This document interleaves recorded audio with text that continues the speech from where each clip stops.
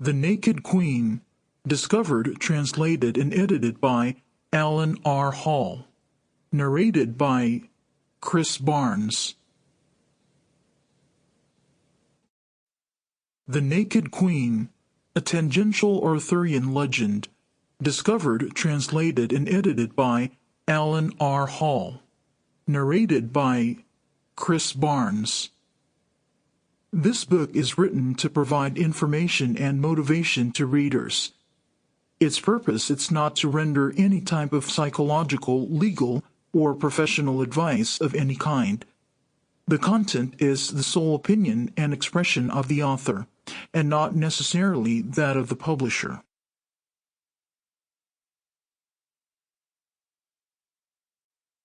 To Mary, my darling wife, who will always be my queen.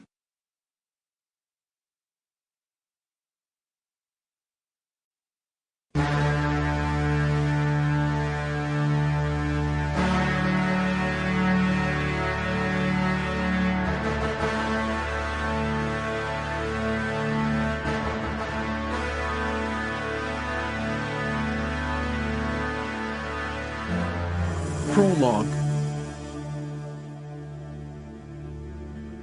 In the days preceding Camelot, before Arthur was as we remember him, when his youth and lack of seasoning were still a source of vexation to his minsters, it is said that early in his reign, just after the sun had brought a bright but chilly spring morning, the guardian of the gate came and reported that the king did have a visitor.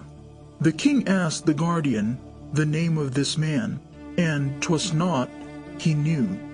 But the guardian told his liege that this man was a gentleman, who said he brought news to King Arthur from the court of the faraway King Ballizar, who did rule the kingdom of Tabithia.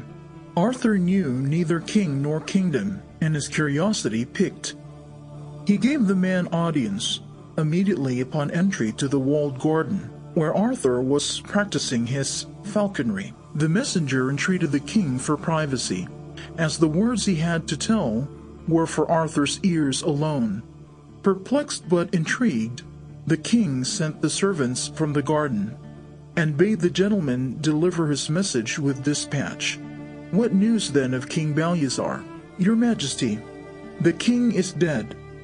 The messenger, still on one knee, made his words plain.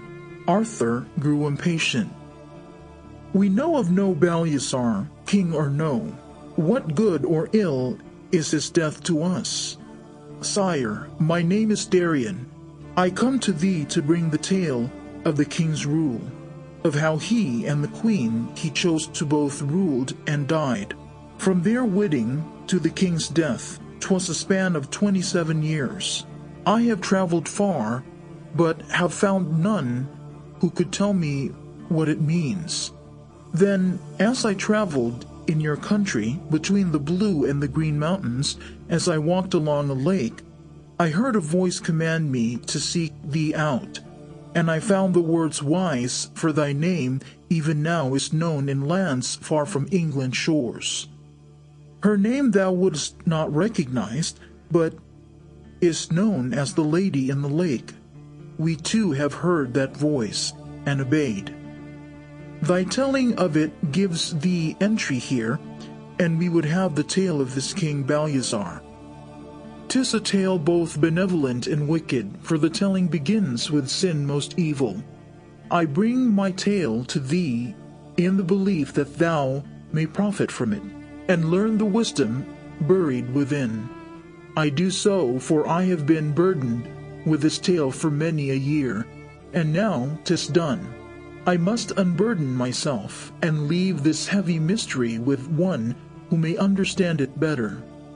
Though I am a gentleman of the king's court, I know not the ways of a king, for surely Ballizar was not like any other.